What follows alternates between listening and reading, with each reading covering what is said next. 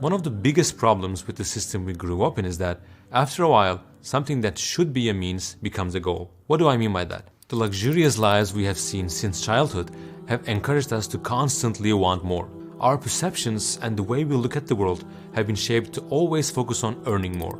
Then we went into business life and said, the more I earn, the closer I get to the life in my dreams. First of all, let's make this clear. There's nothing wrong with people gaining wealth, and Islam does not forbid us to do so, as long as it is through permissible ways. But the system we have been exposed to has made some of us extremely greedy.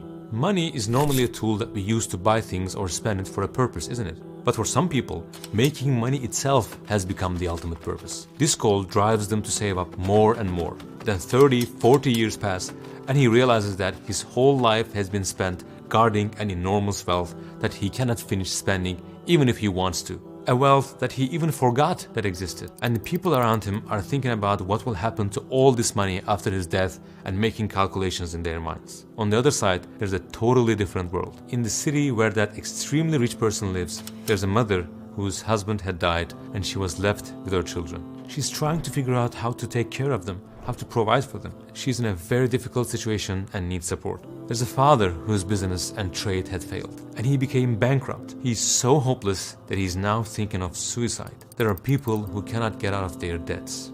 There are people who had been cheated, robbed, stolen from, who are in a desperate situation. Haven't you ever heard of people who have to take care of their old parents? They have regular expenses that need to be covered, such as medicines. These are not things that only happen in movies. There are people who lost their homes in earthquakes, people whose properties were destroyed by fire or flood. There are starving people living in Africa.